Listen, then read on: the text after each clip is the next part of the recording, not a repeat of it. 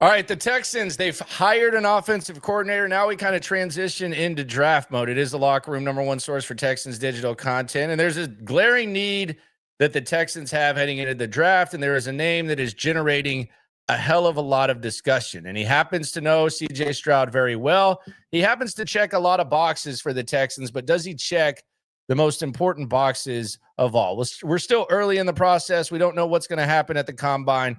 But let's talk about wide receiver Emeka Egbuka out of Ohio State. Very polarizing prospect. Seems like there's a portion of people in the chats, messages to me that say, on one side, it's, we got to get this guy. This has to be the guy that the Texans select. And on the other side, it's, this guy's overrated. He's slow. You can't draft this guy in round one. I think everyone agrees that this guy is going to be an NFL player. He's going to find a spot in the NFL on a team. Now, does he warrant a first round pick? And should Emeka Egbuka be the guy at 25? It's too early to decisively say yes. I think the combine is going to tell a lot for him. And there's going to be some wide receivers to emerge, but let's just look into this, why he's a fit for the Texans, why this pick can be so crucial, and a lot of other things about Emeka Egbuka that has the Texans community on the Locker Room SNL going nuts when talking about him. So he played 4 seasons at Ohio State. He had 205 catches, 24 touchdowns, and 2,868 yards. Now, this can be kind of misleading because he had significant playing time in just 3 seasons, and in 2 of those 3 seasons, he had 10 touchdowns. So he was pretty productive.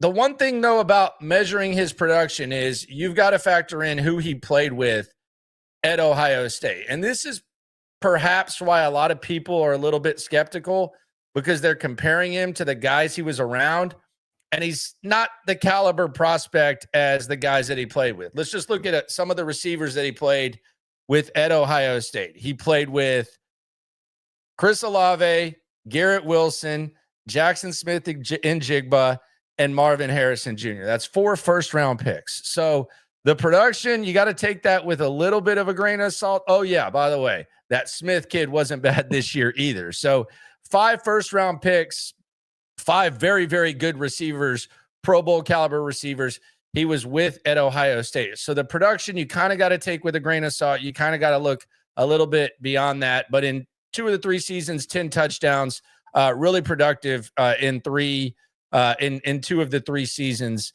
that he was at Ohio State. Now, here's why he is such a polarizing and intriguing guy for the Texans, because he does check a lot of boxes. He checks 3 boxes that the Texans will value. Reason number 1, and box number 1, you need a wide receiver badly, and you need a wide receiver on a rookie contract badly. Right now, the only wide receivers that you have under contract are Nico Collins. You feel good about him.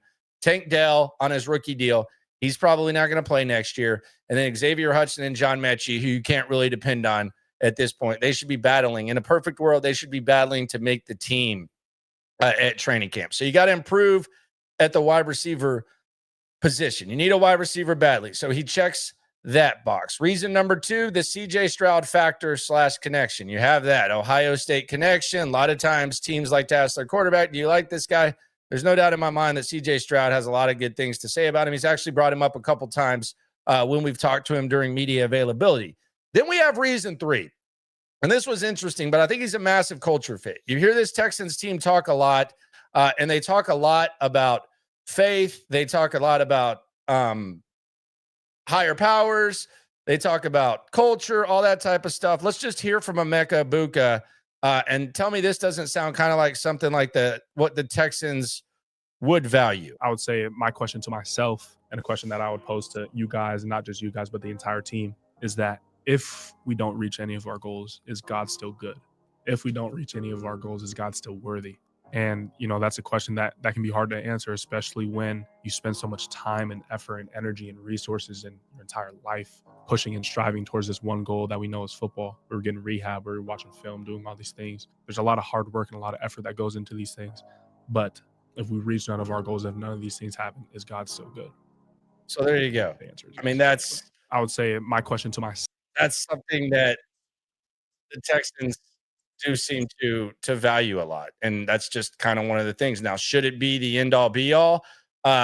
Perhaps not. I think John Mechie's a good culture guy as well. He hasn't really validated that second round pick. I know he's been through a lot, but he hasn't really validated that. So should that be the end all be all? No, but it does check a box, and it's definitely not going to be held against him. So I think that needs to at least be taken into account when we're talking about Egbuka and whether or not the Texans will like him or not. I think that's something that you can't ignore when it comes to the Texans. How much does it matter? Don't know, but it's definitely not going to hurt him. And shout out to the walk for that clip. So those are the three reasons that he checks the box. He fits a position need. He has connection with your quarterback. He's obviously a culture fit, but what will the measurables be? And that's really where it's going to be interesting. This is a guy who, if he runs a 4.4, I think there's going to be people saying that he's an automatic first-round pick. If he runs a 4.6, then all of a sudden we're talking about a day 2 type of guy. That's really going to be interesting. And you also have to wonder, the Texans, they're going to be active in free agency at the wide receiver position. They're going to be one of those teams where when the market speaks to guys and guys are perhaps forced to sign 1-year deals, they're going to be one of those intriguing options, much like we saw Hollywood Brown last year have to sign with the Chiefs after the market spoke to him. The Texans are kind of in an interesting spot there. There's talks about them perhaps getting in on a trade. I think they should trade, sign, and draft a guy. And I think there's big opportunity to draft guys in the first round. The question is, do they need more speed? Is this the type of receiver that validates a first round pick? The combine is going to tell a lot, but just to put in perspective, the Texans are selecting at number 25 overall. Let's just look at some of the guys that have gone in the 20s since the last time the Texans needed a wide receiver to complement a number 1. And that was in 2016 when they had DeAndre Hopkins, who was emerging, if not already, one of the best wide receivers in the league. And they needed someone to complement him, much like the Texans need someone to complement Nico Collins. And they selected Will Fuller, number 21 overall. Now, there was a stretch when Will Fuller and DeAndre Hopkins were a hell of a tandem. The legend of Will Fuller around here, what the hell happened to Will Fuller, especially early on in the Watson era? That is going to be something that we're going to be talking about with our kids for 30 years. But it was a similar situation, though. You needed a wide receiver to complement your guy, and you went with Will Fuller in around the same range. You'd won the division title. You'd actually won a playoff game as well, or were trying to win a playoff game the next season. You ended up winning one, and you drafted Will Fuller. Let's look at some guys that have gone in the 20s around that range where the Texans will be selecting in the first round since then. 2018, DJ Moore, Calvin Ridley. Excellent picks. 2019, number 25 overall, Hollywood Brown. Well, didn't go according to plan, but you could do a lot worse. And by the way, Moore was 24, Calvin Ridley was 26, Hollywood was 25. 2020, Jalen Reagor at 21. Yikes. Justin Jefferson, 22. Brandon Ayuk, 25. So 2 very, very solid guys, and then 1 not so solid guy. Craziest thing about this, as it is Super Bowl week, the Eagles can miss this badly and have the best wide receiver in the league go after their pick, and they still have one of the best wide receiver duos in the league and one of the best rosters in the league. If you do everything else right and you miss in the first round, you almost forget that it ever happened. That's another thing that the Texans are going to have to be able to do, is build a complete roster, much like Philadelphia has, maybe not to that level, but in some way, shape, or form. So even the best teams miss with these picks. Justin Jefferson in Philly, that's kind of scary.